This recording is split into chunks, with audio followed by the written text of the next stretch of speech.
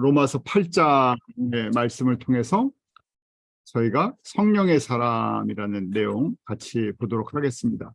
지난주 그 7장의 마지막 부분과 8장이 연결되기 때문에 오늘 7장 마지막 부분, 8장 연결해서 계속해서 보도록 할게요. 7장과 8장 굉장히 중요하다 그랬었죠. 7장 바로 7장의 고백은 바울의 한계성, 우리 신앙생활을 하면서 누구나 고백하는 그 한계성을 바울도 경험하고 이것을 로마에 있는 성도들 또 저희들에게 이 과정을 설명을 해주고 어떻게 하면 우리가 성령의 사람이 될 것인가, 어떻게 우리가 하나님이 원하시는 이 쓴뿌리의 문제, 성령의 법을 따라 사는 사람이 될 것인가, 8장의 사람이 돼야 되는데 그 7장과 8장의 그 차이점을 잘 저희들에게 가르쳐주고 그 길을 저희들에게 제시해 주죠. 자, 7장의 결론은 바울의 고백 속에 나오는 이 두 가지 법이 우리 안에 있다는 것이죠. 7장 23절, 24절 보면 내 지체 속에서 한 다른 법이 내 마음의 법과 싸워 내 지체 속에 있는 죄의 법 아래로 나를 사로잡아 오는 것을 보는도다. 오호라, 나는 공고한 사람이로다. 이 사망의 몸에서 누가 나를 건져내랴. 바울의 이 로마서 속에서 저희가 경험하는 근본적인 고백이에요. 예수 그리스도를 믿고 나서 갖고 있는 우리의 갈등, 그 갈등은 뭐냐? 두 가지 법이 싸운다는 것이에요. 그래서 지금 두 가지 법이 내 안에서 이 완전히 다른 두 법이 같이 공존한다는 거예요. 원래는 공존을 할 수가 없는데 공존을 해요. 그래서 하나는 무슨 법인가? 마음의 법이 있다라고 돼 있죠. 이 마음의 법은 하나님의 법, 성령의 법, 또 다른 얘기로 하면 성령의 9가지 열매. 또 고린도전서 13장에 나오는 것처럼 우리 사랑의 열매, 성령 충만함, 또 다른 얘기로는 성화된 모습, 정결한 마음. 두 번째 법은 무슨 법인가? 거기 보면 육체법이 있다고 돼 있어요. 그 육체법은 무엇인가? 수평 계명으로 인해서 오는 죄의 법, 쓴뿌리의 법. 그래서 로마서 7장 21절, 22절에 이렇게 고백하죠. 그러므로 내가 한 법을 깨달았노니 곧 선을 행하기 원하는 나에게 악이 함께 있는 것이다. 우리 마음, 예수 그리스도를 저희가 믿고 우리 마음에 두 가지 법이 있어서 이것이 싸운다는 거예요. 그래서 속사람, 우리 속사람이라는 건 마음이라고 생각하시고 마음 안에 우리의 영이 있죠. 우리의 영 안에 우리가 예수님을 나의 구주로 고백할 때 성령님이 우리 안에 거하시죠. 그때 우리 거하시는 성령님, 내주하시는 성령님이 계시죠. 그 성령님이 거하시는 그 속사람 안에 성령님으로 인해서 내가 하나님의 법을 즐거워하는 거예요. 근데 계속 하나님의 법을 즐거워해야 되는데 뭡니까? 그렇지 않다는 거예요. 그래서 그 다른 법, 육체의 법이 더 강하다는 거예요. 이 두 가지가 그래서 싸워서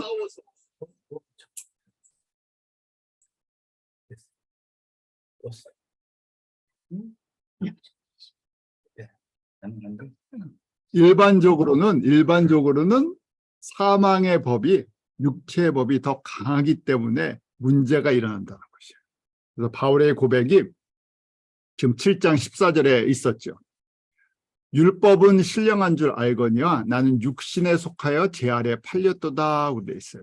우리 여기서 율법은 신령하다 할 때 율법은 우리 수직계명을 대표하는 것이죠.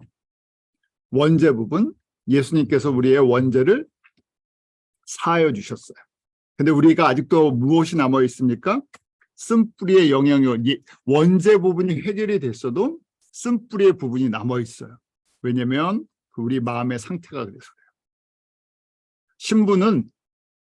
우리 신부는 이 율법에서 자유케 되는 예수님으로 말미암아 율법에서 자유케 돼서 하나님의 자녀가 되었죠. 그런데 우리의 마음의 상태는 사실은 변한 게 하나도 없어요. 성령님이 거하시는 것만 변했어요.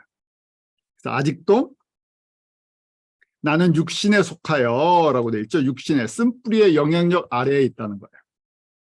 쓴뿌리의 영향력 아래에 있으니까 뭐한테 팔렸다고요?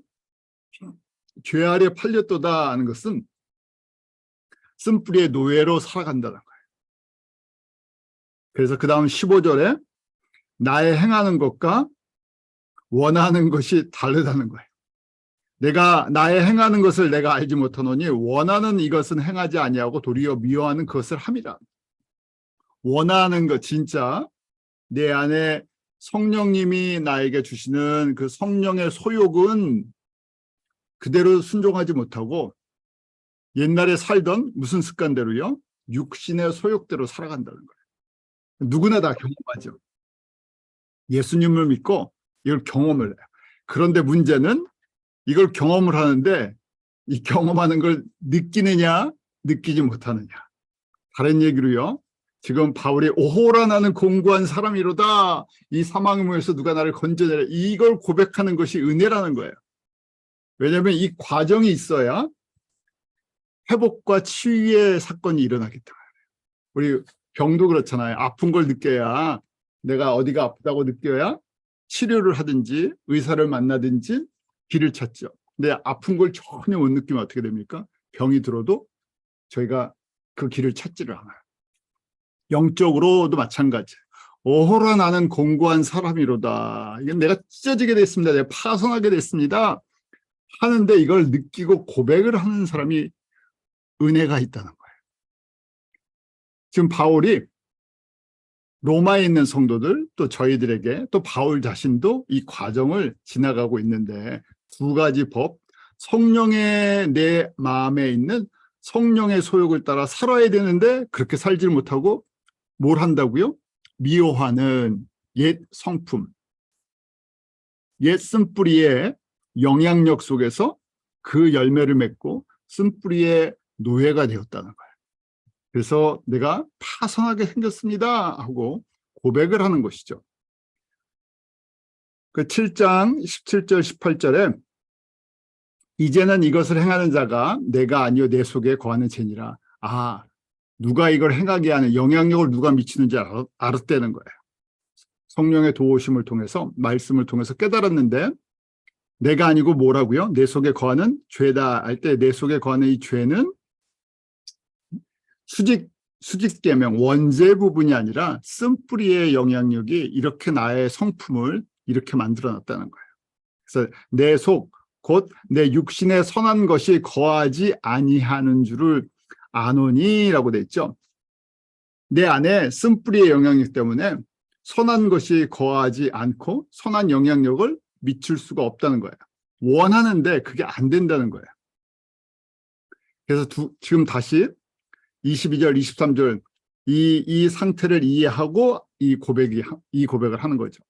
속사람은 하나님의 법을 즐거워해요. 그러니까 내 속사람 할 때 내 마음 속에 있는 내 영, 내 성령님으로 인해서 하나님의 법을 즐거워해요. 그래서 여기 속사람 할 때 이너비잉이라고 돼 있죠.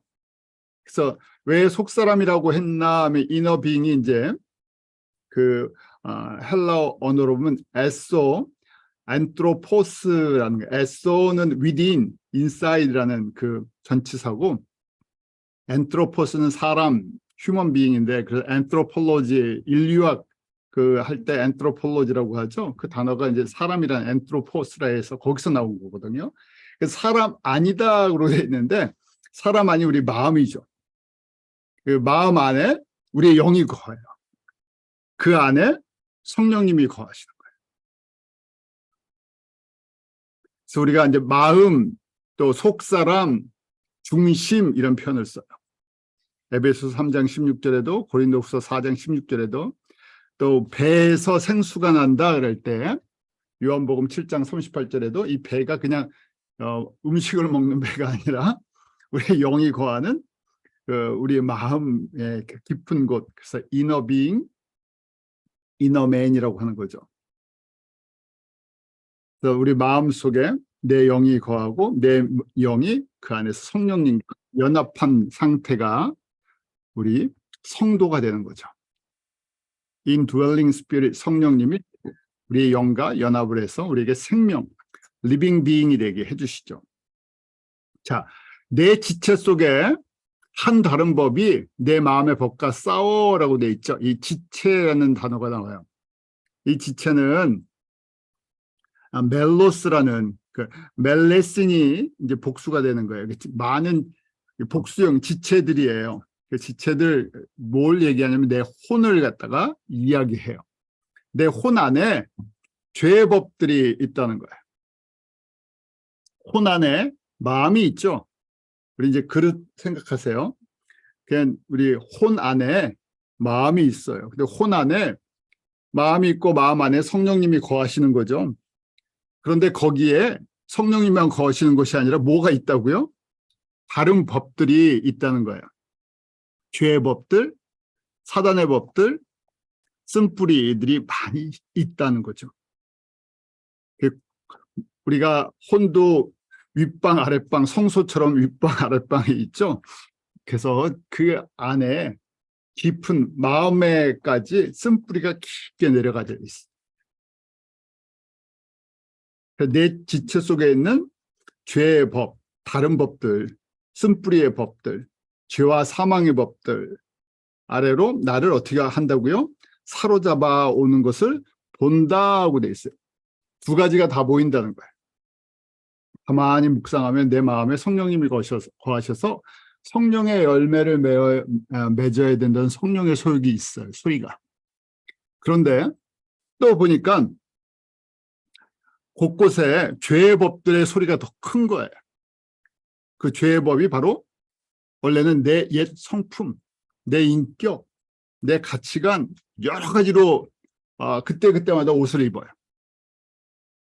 그래서 그 모든 것을 우리가 또 쓴뿌리라고 표현하는 거고 죄와 사망의 법, 사단의 영향력 이렇게 보는 것이죠. 그래서 이 고백을 하는 거예요. 이게 보이니까. 그래서 오호라 나는 공고한 사람이다. 공고한 사람이라고 할 때 탈라이 프로스 불쌍한 존재. 이 파선한 우리 이제 뭐 미국에서도 그렇고 경제적으로 너무 어려우면 그 파산 신고하잖아요. 그런 것처럼 나는 완전히 다 망한 사람입니다. 깨어졌습니다. 이 불쌍한 존재, 곤란받은 존재인데 왜 그러냐면 지금 상태가 사망의 몸이라고 돼 있죠. 이 안에 이 생명력이 없어진다는 거예요. 나도 살 힘이 없고 다른 사람을 살릴 힘도 없어요. 왜냐하면 수평계명을 온전히 지키지 못하는 몸의 상태를, 마음의 상태를 표현해주고 있어요. 알고 있는 거예요. 내가 성령의 열매를 맺어야 되고 성령의 사람이 돼야 되는데 어떻게 하면요. 결정적일 때마다 뭐가 자꾸만 살아나요? 한 아무 일도 없을 때는 꼭 성령의 열매를 맺을 것 같은데 뭐가 하나 턱 건드려주고 던져주면 어떻게 됩니까? 요동치기 시작하죠. 요동이 치는 이 상태를 이야기하는 거예요. 그래서 그때마다 깨닫는 것이 내가 수평계명을 온전히 지키지 못하는구나. 결국 쓴뿌리의 노예 생활을 벗어나지 못하는 것을 고백하는 거예요. 그런데 지금 바울이 이렇게 이 고백이 결과적으로는 복이 있는 고백이에요. 이 고백을 한다는 것은 내가 영적으로 아프다는 것을 느끼기 시작하는 거예요. 그래서 지금 고백하는 게 누가 나를 건져낼 수 있냐. 이 상태에서 누가 나를 건져내다 리오마이라고 헬라어로 하는데 해방시켜 주겠나. 누가 자유케 해주냐 하는 거죠. 쓴뿌리 때문에 고민하는 거예요. 저희가 참 자유가 얼마나 소중한지를 모르면요. 그걸 고백할 수가 없죠. 너무 오랫동안 억압 속에 살고 있고 어둠 속에 살고 있으면 저희 탈북한 사람들의 간증을 들어보면 너무 폐쇄돼 있고 어둠 속에 살고 있다 보니까 그 사회가 그런 사회인지조차도 모르고 하루하루 그냥 살아갈 뿐이에요. 그러다가 빛이 있는 곳, 그다음에 자유가 있는 곳, 그분들의 표현 인권이 있는 곳, 그다음에 하나님이 누구신가를 아는 곳으로 나갔을 때 새롭게 눈을 뜨죠. 아, 저기가 어둠의 세상이었구나. 똑같은 거예요. 쓴뿌리 때문에 이런 갈등을 겪고 나서 이런 고백을 하는 거예요. 그래서 바울에게 왜 이런 모습으로 허락하셨습니까? 우리 모두 이런 과정이 있기 때문에. 그래서 7장 25절에 우리 주 예수 그리스도로 말미암아 하나님께 감사하리로다. 저희가 8장을 모르고 여기서 끝나면요, 감사 못하죠. 8장이 있기 때문에 감사하는 거예요. 왜요? 8장에서 답을 주기 때문에. 그래서 이게 지금 괴로워하는 과정, 아픈 과정, 이 갈등의 과정이 감사의 제목이에요. 왜냐하면 우리 주 예수 그리스도로 말미암아 하나님께 감사한다. 그런즉 내 자신이 마음으로는 하나님의 법을, 육신으로는 죄의 법을 섬긴다 하면서 사실은 뒤에 해결책이 있는 거예요. 누가 그 문제를 해결해 주세요? 예수님이 우리 원죄뿐만이 아니라 이 문제도 해결해 주신다. 그런데 이 갈등을 꼭 겪어야 하는 거예요. 이게 얼마나 아픈 건지, 이 안에 얼마나 이게 괴로운 건지, 이 열매를 맺지 못함으로 인해서 이 두 가지 법 속에 이 찢어지는 존재가 되는 이런 고통을 겪는 것, 그 다음에 저희가 이 고백을 하게 되는 거죠. 자, 그래서 7장 바울의 이 고백, 오호라 나는 공고한 사람이로다, 이 고백은요,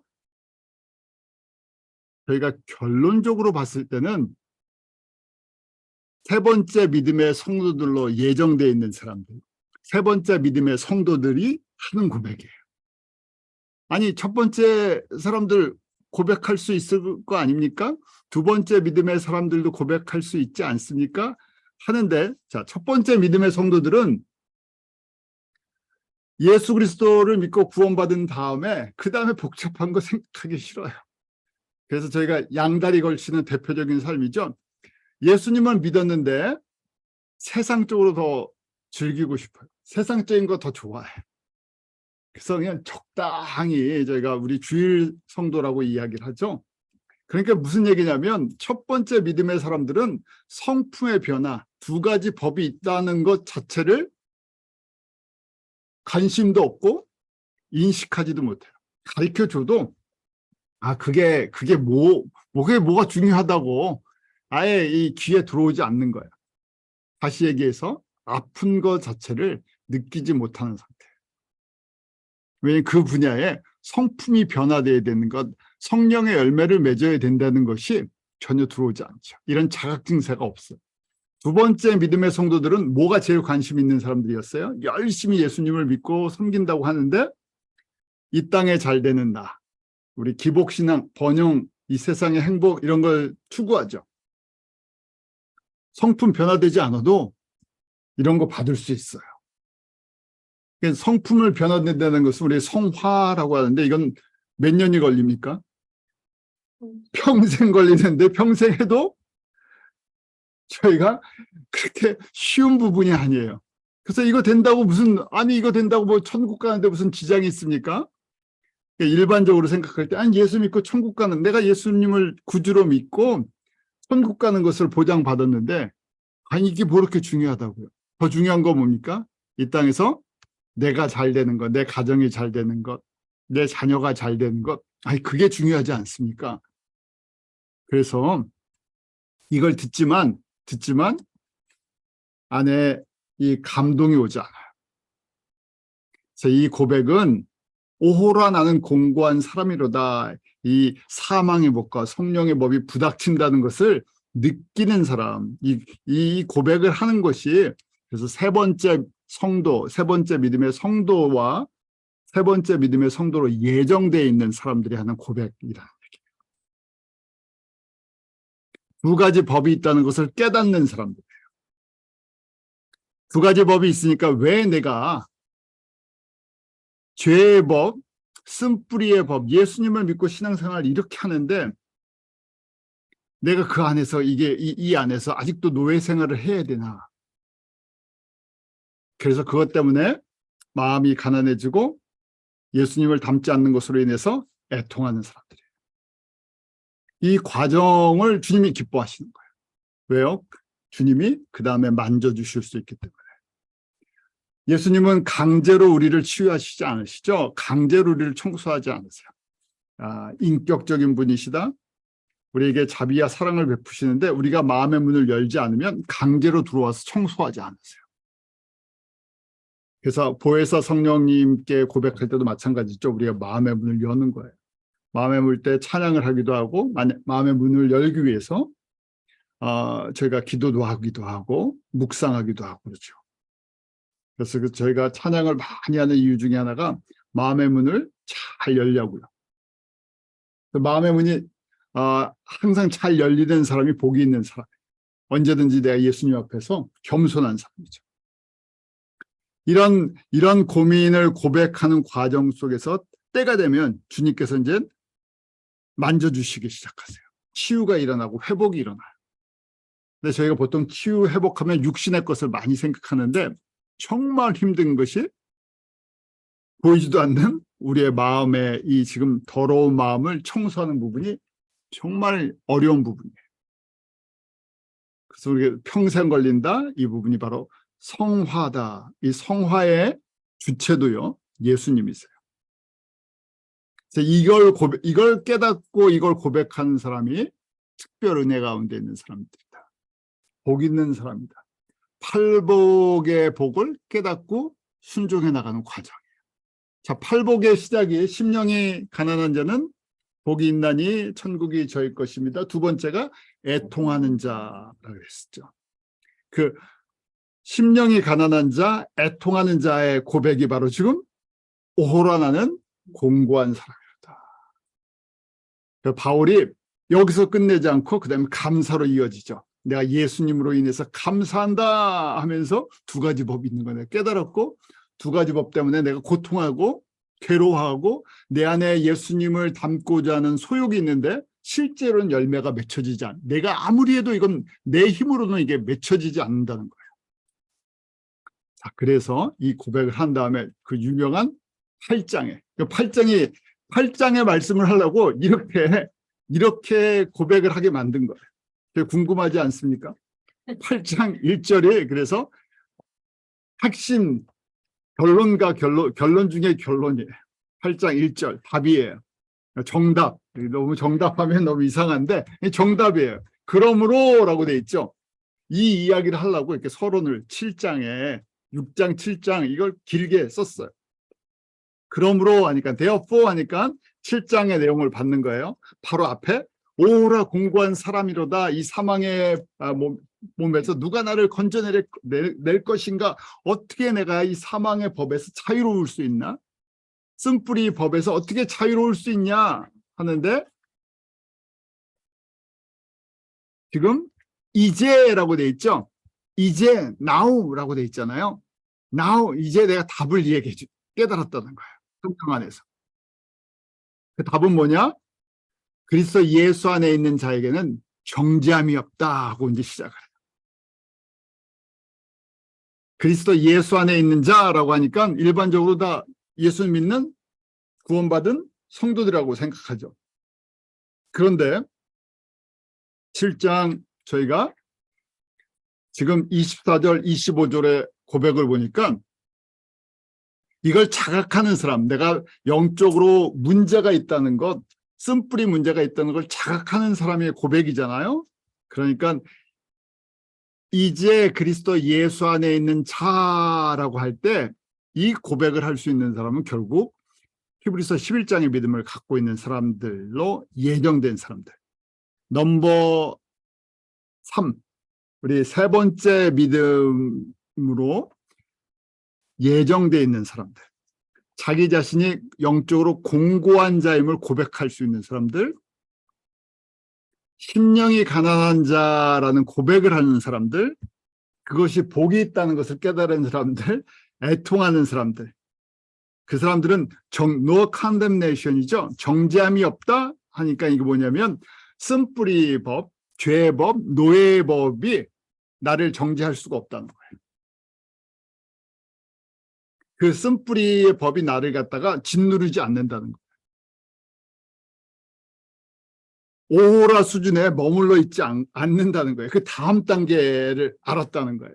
그러므로 정죄함이 없으려면 답을 깨달았다는 거죠. 예수 안에 있는 자들, 세 번째 믿음을 가진 사람들, 애통을 하는 자들에게 답이 뭔가? 어떻게 이걸 해결합니까? 하니까 2절, 이는 그리스도 예수 안에 있는 생명의 성령의 법이 죄와 사망의 법에서 너를 해방하였다. 두 가지 법 다시 얘기하는데, 첫 번째 우리가 마음의 법, 하나님의 법, 이것이 뭔가 했더니 생명의 성령의 법이래요.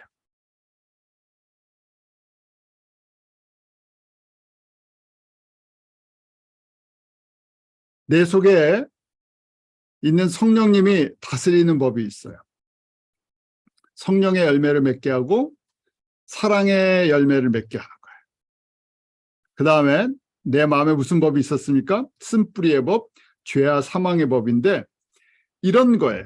쉽게 얘기하면 나의 과거에는, 바울도 자신의 과거를 고백하죠.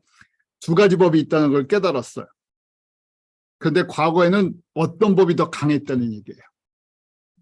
죄와 사망의 법. 그래서 제가 이 도표 같이 이렇게 표시를 해드린 거예요. 그게 강한 거예요. 누구든지 처음 예수님을 믿고 어느 시점까지는 죄와 사망의 법이 훨씬 강해요. 왜냐하면 그렇게 살아왔기 때문에. 그게 사실 나예요. 죄와 사망의 법이 바로 나예요. 나의 옛 성품이에요. 내 존재랑 연결이 돼 있었어요. 그런데 내 안에 생명의 성령의 법이 있었는데, 내가 이 죄와 사망의 법이 너무 세니까 세력이, 생명을 주시는 이 성령의 법이 있어도 가만히 계시는, 움직이지를 못해요. 공간이 없어요. 근데 깨달았다는 거죠. 생명의 성령의 법이 더 커지면 죄와 사망의 법을 이긴다는 거예요. 두 가지가 공존할 수가 없는데, 이 과정이 뭐냐면 누구를 의지하느냐, 누구를 내가 더 따라가느냐 하는 거예요. 그래서 팔복의 처음처럼 마음이 가난한 자, 심령이 가난하다는 건 뭡니까? 죄와 사망의 법이 엄청나게 나에게 많다는 것. 눈을 씻고 찾아왔는데 성령의 법이 보이지를 잘 않는다는 거예요. 예수님 닮은 구석이 내가 없다는 거예요. 그래서 그것 때문에 애통을 하는 것이죠. 그럴 때마다 죄와 사망의 법이 성령님 안에서 드러나는 거예요.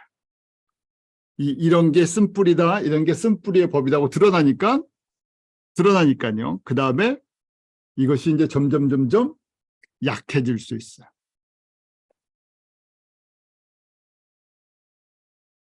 저희가 지금 8장 2절이 답이잖아요. 1절부터 2절까지 예수 안에 있는 생명의 성령의 법이 죄와 사망의 법에서 너를 해방하였다, 이긴다는 얘기예요. 뭐가 뭘 이겨요?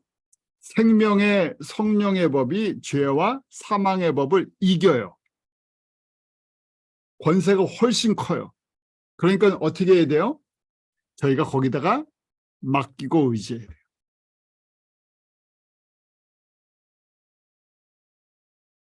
(8장 3절에) 율법이 육신으로 말미암아 연약하여 할 수 없는 그것을 하나님은 하시나니라고 되어 있죠. 이 율법은 우리 이제 여기서는 수평계명을 얘기할 수 있어요. 그래서 우리 쓴뿌리, 그냥 쉽게 설명하기 쓴뿌리예요. 쓴뿌리로 말미암아 연약하여 할 수 없는 것, 우리가 성령의 열매를 맺을 수가 없어요. 쓴뿌리의 영향력 때문에. 그런데 누가 이걸 하실 수가 있다고요? 하나님이 도와주신다는 거예요. 율법이 육신으로 말미암아 연약하여 할 수 없는 그것, 성령의 열매를 맺게 하는 것, 우리 육신으로는 할 수 없어요. 쓴뿌리 때문에. 쓴뿌리 없애는 거 우리가 할 수 없는데 하나님이 해주세요. 어떻게 해주시는가, 어떻게 도와주시는가? 쓴뿌리의 싸움에서 이길 수 있도록 성령님이 도와주신다 그랬죠. 생명의 성령의 법이 훨씬 강한 게 비교할 수가 없어요.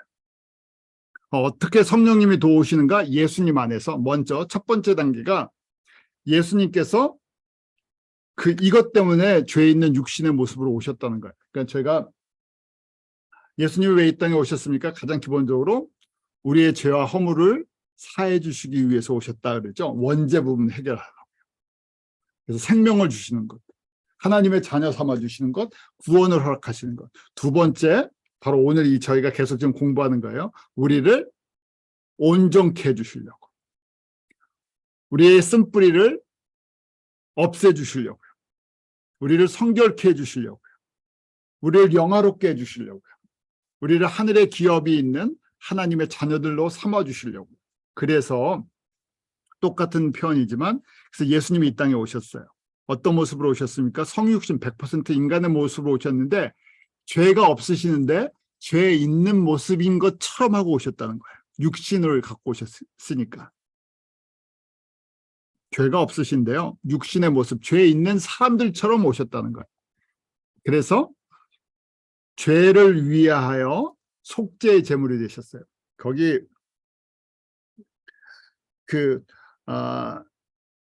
영어로 보면 to be a sin offering이라고 되어 있죠. 육신의 모습으로 오셨는데 속죄 제물이 되기 위해서 오셨다는 거예요. 그러면서 속죄의 제물이 되셔갖고 뭐라고 선포를 하셨냐면, 예수님께서 육신의 죄를 정했다. 아니, 한국말이 굉장히 어려워요.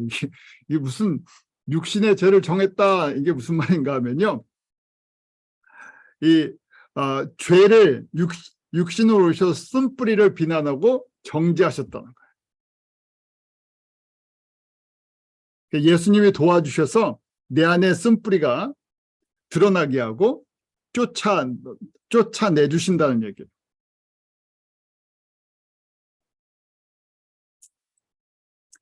쉬운 얘기로요, 너 쓴뿌리야, 너 쓴뿌리가 이게 바로 너 쓴뿌리지 하고 쓴뿌리를 갖다 정확하게 지적을 해주신 거예요. 너가 문제야 하고 우리 안에 있는 이 죄로 인한 쓴뿌리가 뭔지를 정확하게 드러나게 해주셨다는 거예요. 그래서 드러나기만 하신 것이 아니라 바로 그것 때문에 예수님이 이 땅에 오셨고, 그것 때문에 예수님께 십자가에 죽으셨고, 그것 때문에 예수님께서 부활하셨고, 그것 때문에 성령님을 우리에게 보내주셨죠. 그 성령님이 보혜사 성령님이시죠. 그래서 예수 그리스도 안에 생명의 성령의 법이 우리를 다스리게 도와주셨어요. 그러므로 말미암아 인격의 변화, 예수님을 닮는 인격의 변화, 이걸 성결, 성화라 그랬죠. 세 번째 믿음의 사람으로 변화되는 은혜를 베풀어 주시는 거예요. 그래서 4절에 보면 육신을 쫓지 않고 그 영을 쫓아 행하는 우리에게 율법의 요구를 이루어지게 하려 하심이라고 돼 있어요. 자, 이제 지금 쓴뿌리가 드러나게 지금 하셨다는 거죠. 예수님이 오셔서 이게 쓴뿌리야. 그래서 쓴뿌리를 정지하셨대요. 그리고 육신을 쫓지 않고 성령을 쫓아 행하는 우리에게 율법의 요구를 이루어지게 하려 하심이라. 그래서 여기 육신을 쫓지 않는다 하는 건 쓴뿌리를 쫓아 행하지 않는 사람들이에요. 다른 얘기로 성령을 쫓아 행하는 사람이죠. 육신을 쫓지 않는다는 얘기는요, 두 가지, 둘 중에 하나를 택해야 돼요. 육신을 쫓아 행하든지 성령님을 쫓아 행하든지. 그런데 예수님을 믿고 많은 기간 동안 사람들이 깨닫지 못하고 뭘 쫓아 행했다고요? 예수님은 믿었지만 옛 성품, 쓴뿌리를 쫓아 행했어요. 그러니까 성령의 열매가 맺히지 않죠. 성령님이 우리 안에서 다스리지 못하세요. 계시는데. 그런데 성령님을 쫓아 행하면 어떻게 됩니까? 속사람에 있는 성령님의 인도하심을 받으면 쓴뿌리가 힘을 잃고 쫓겨나가게 돼 있어요. 그 주인을 누구로 모실 거냐? 진짜 주인을, 내 마음의 주인을, 예수님을 나의 주로 모시고 성령님이 거하시는데 이 안에 두 주인이 있다는 것을 깨닫는 거예요. 하나는 성령님, 하나는 내 과거에 사단의 영향을 받은 쓴뿌리가 있다는 걸 보는 거예요. 누구를 주인으로 모실 건가? 성령님을 조차 행하는 거예요. 그러면 율법의 요구를 이루어지지 않게 한다고 돼 있죠. 율법의 요구는 율법의 요구를 이루어지게 하려 한다고 그랬죠. 율법의 요구는 뭡니까? 수평계명을 지킬 수 있는 것, 다른 얘기로 성령의 열매를 맺는 것, 성화되는 사람이에요. 성령님을 쫓아 행할 때 율법의 요구인 수평계명을 이룰 수가 있다는 거예요. 그것이 8장의 사람입니다. 답은 간단해요. 누구를 쫓아 행할 것인가? 어떤 법을 더 의지할 것인가? 성령의 법을 의지하면 쓴뿌리의 법이 드러나게 돼 있고 그 다음에 쫓겨나가게 돼 있어요. 그런데 이 과정 속에서는 먼저 내가 내 힘으로 하려고 우리 뭐 하죠. 내가 이제 인격이 변해야지. 내 새 사람 돼야 되지. 내가 이제 말씀 묵상하고 이제부터 내가 올해부터는 더 뭐 열심히 신앙생활 해야지. 내가 하려고 하면 어떻게 합니까? 실패한다는 거예요. 사람이 내 힘으로 변하지 않아요. 내 안에 있는 쓴뿌리가 빠지지 않는다는 거예요. 쓴뿌리는 나의 힘이나 나의 노력이나 나의 결심이나 나의 의지나 나의 지식이나 어떤 것으로도 빠지지 않아요. 왜냐하면 나의 모습이기 때문에 그래요. 그래서 그걸 인정하고 성령님께 맡기기 시작해야 돼요. 이 부분을. 그래서 지금 이 고백처럼 예수님께서 이 땅에 오신 것, 바로 이 안에 쓴뿌리의 부분까지도 예수님께서 청소하시고 치유하시고 깨끗게 하시기 위해서 예수님이 도와주신다는 거예요. 이 과정을 통해서 우리를 영화롭게 만드세요. 그래서 로마서 8장 30절 미리 정하신 그들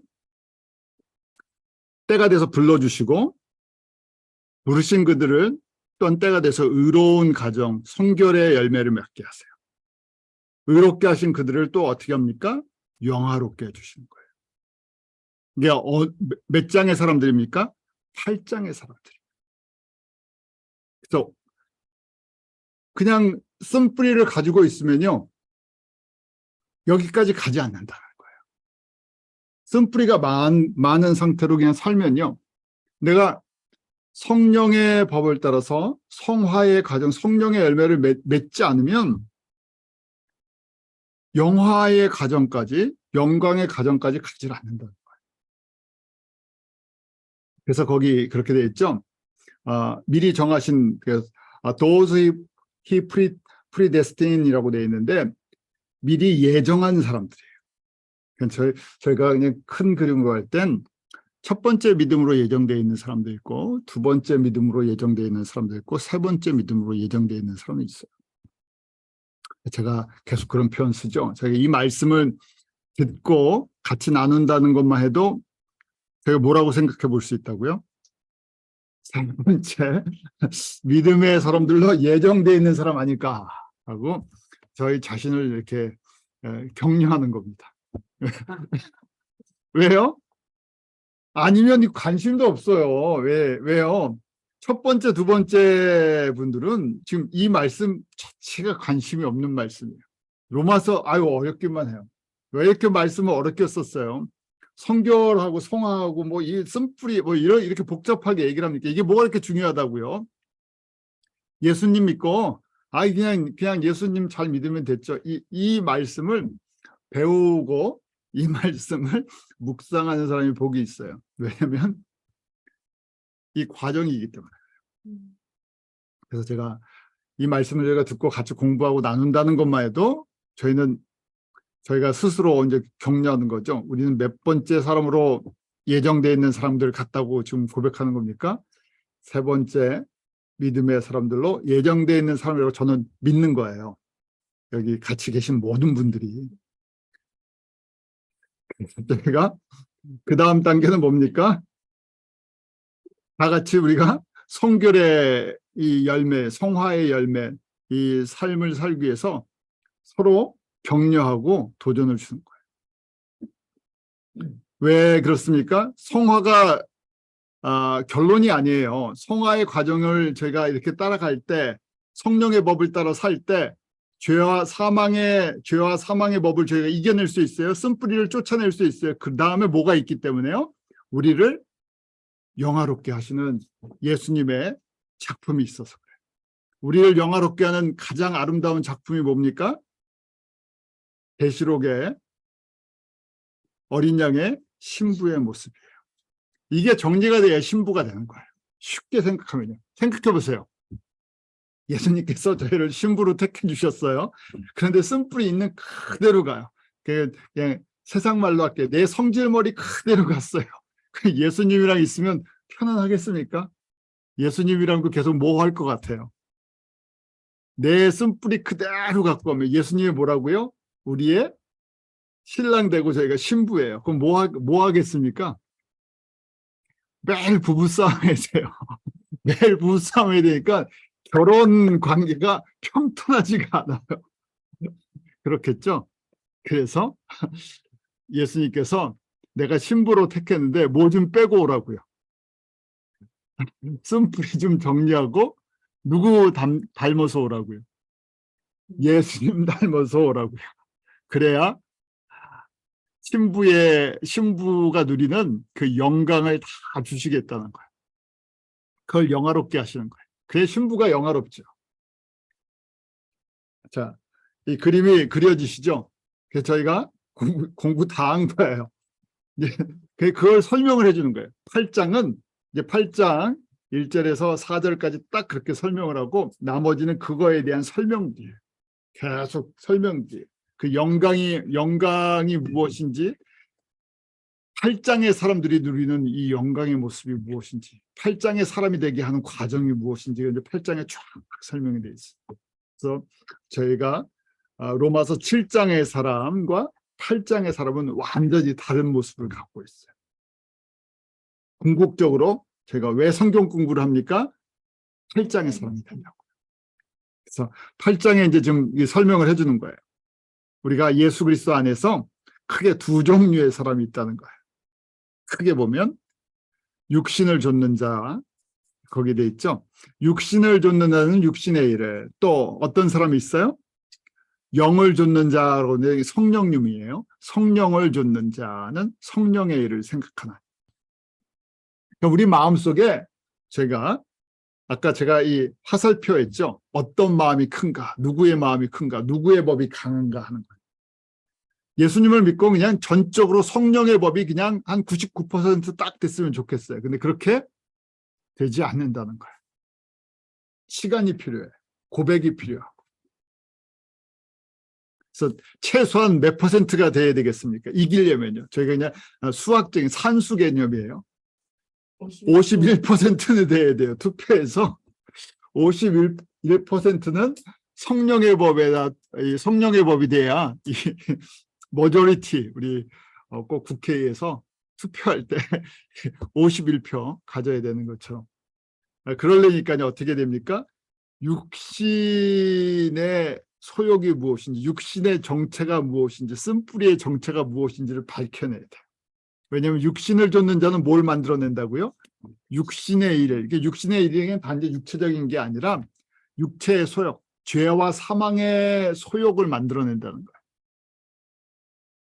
열매를, 이 세상의 사망의 열매를 자꾸 만들어요.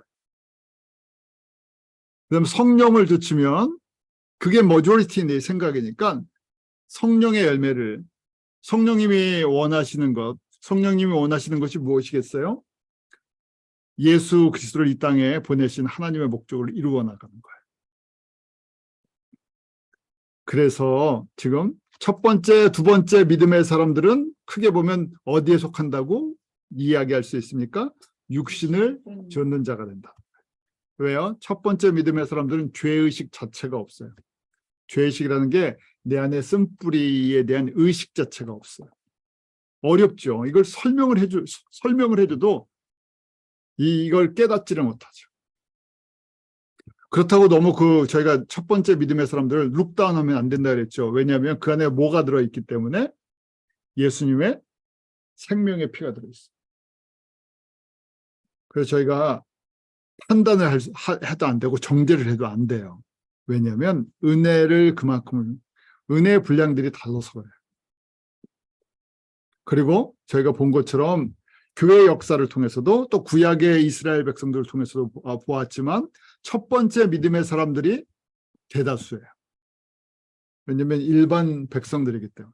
그래서 적당히 그냥 세상도 사랑하고 섬기고 이렇게 지내요. 두 번째 믿음의 사람도 성품의 변화가 그렇게 별로 없어요. 그래서 열심히 교회에서 봉사하는 사람들이 어떻게 됩니까? 어느 순간에 돌변할 수 있습니다. 제 표현이 좀 왜냐하면 은혜 받아서 봉사하다가 어떻게 됩니까? 어느 부분에 내 뭐에 마음에 안 들면 어떻게 됩니까? 갑자기 예 아주 갑자기 돌변을 해서 교회 문제를 일으키는 그런 모습이 될 수 있어요.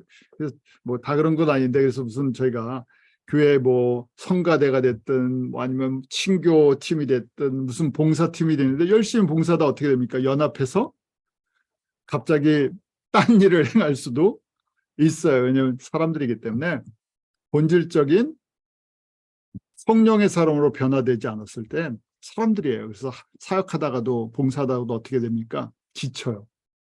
그 다음에 지친다는 얘기는 뭐냐면 내 안에 있는 깊은 나의 죄의 본성들 쓴뿌리가 드러나요. 지칠 때 드러나죠. 두 번째 큰 그림은 성령을 줬는 사람들, 그래서 성령의 열매를 맺는 사람들. 이런 사람들을 가만히 보니까 결론적으로 보니까 세 번째 믿음의 사람으로 예정돼 있다는 사람들. 쓴뿌리의 영향력, 쓴뿌리의 노예가 된다는 걸 경험한 사람들이에요. 내가 열심히 신앙생활했는데 내가 변하지 않았구나. 변하는 줄 알았는데 왜 은혜 받고요. 저희 은혜 받고 막 변하잖아요. 은혜 받고 변했습니다. 그래서 저희가 이제 큰 그림으로 이게 약간 롱텀으로 봤을 때 은혜 받고 사람이 갑자기 변한 것 같은데 시간이 필요해요. 왜냐하면 한 번으로 알 수가 없어요. 그래서 저희가 보통 뭐 기도원 가서 은혜를 받았습니다. 내가 정말 뭐 특별한 체험을 했습니다. 그래서 그 사역도 맡기고 봉사도 맡기는데 어느 순간에 또 사람이 또 이상하죠. 사람은 왜 그러냐면 이 성령의 열매를 맺는 거는 단기간에 맺혀지는 게 아니에요. 왜냐하면 성화의 과정이 라이프롱이라고 그랬잖아요. 우리 믿음의 여정 전체를 통해서 만들어지는 거예요. 그래서 완벽한 사람은 아무도 없습니다. 그런데 지금 7장의 고백과 8장의 생명의 성령의 법에 대한 원리를 알아야 돼요. 그걸 아는 사람은요, 때가 되면 어떻게 됩니까? 지금은 뭐 51%대 49% 아니면 뭐 50대 50이었다가 이 원리를 알면 어떻게 돼요? 이 원리 속에서 깨닫고 오호라 나는 공고한 사람을 깨닫고 어떻게 됩니까? 성령님께, 생명의 성령님께 나를 맡기 시작하고 이 문제에 대해서 애통하다 보면 성령님께서 나를 다스리기 시작하죠. 그럼 서서히 성령의 열매를 맺는 삶으로 변화돼요. 그래서 저희가 지금 바울이 이렇게 하는 이 8장까지가 교리죠. 이 성령의 사람들 되라 하는 거였어요. 히브리서 11장의 사람들이 되려면 어떻게 되느냐? 성령의 생명의 성령의 법에 순종하는 사람이 되어야 된다. 성령의 도우심 가운데 우리 안에 쓴뿌리를 정리해 줘야 된다. 그래서 이렇게 됐을 때 로마서 12장 1절 이게 이제 적용 부분이죠. 로마서 12장이 적용 부분이에요. 최종 원하는 것이 이거예요. 12장 1절 2절이죠. 그러므로 형제들아 내가 하나님의 모든 자비하심으로 너희를 권하노니 너희 몸을 하나님이 기뻐하시는 거룩한 산제사로 드리라. 이는 너희의 드릴 영적 예배니라. 우리의 진정한 예배, 주님이 받으시는 가장 기뻐하시는 예배는 뭐라고요? 너희 몸을 하나님이 기뻐하셔야 돼요. 사람이 하나님이 기뻐하시는 뭐라고요? 거룩한 산 제물로 드리라. 리빙 세크리파이스로 드려야 됩니다.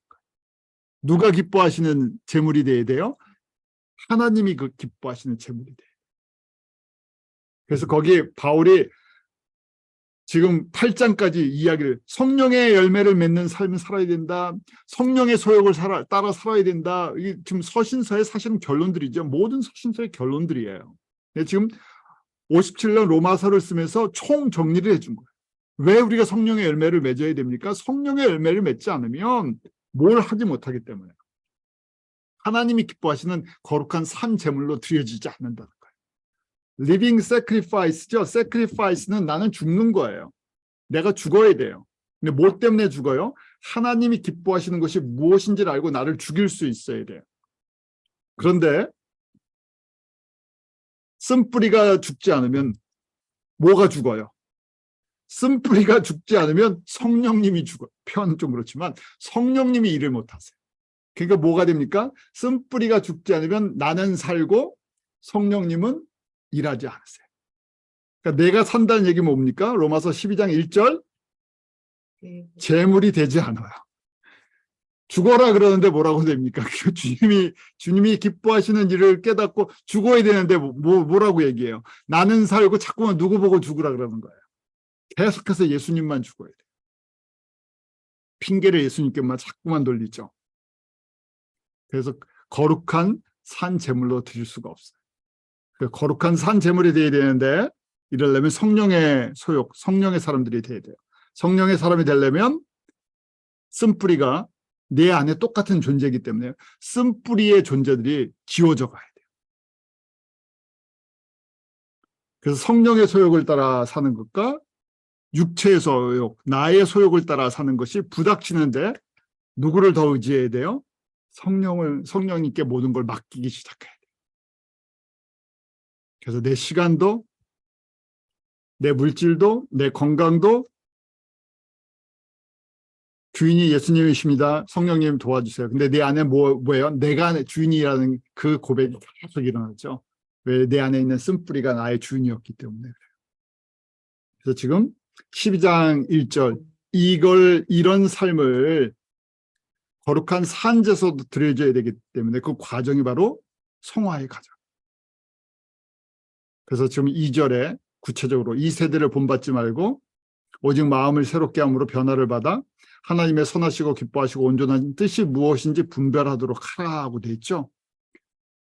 하나님이 기뻐하시고 하나님의 온전하신 그 뜻을 분별하려면 영의 눈이 밝아져야 되죠.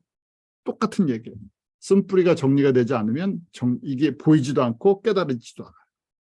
근데 쓴뿌리랑 연결되어 있는 게 뭐냐면 이 세대랑 이 세상이랑 연결이 되어 있어요.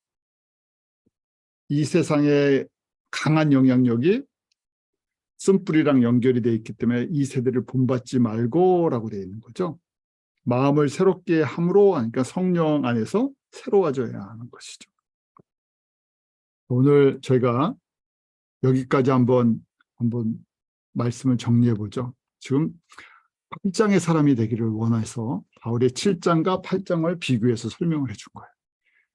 누구나 다 7장의 고백을 합니다. 7장의 고백을 하는 것이 우리 안에 낙심될 일이 아니라 우리가 성령의 사람으로 되는 생명의 성령의 법이 우리를 다스리기 위한 준비 과정이라는 거예요.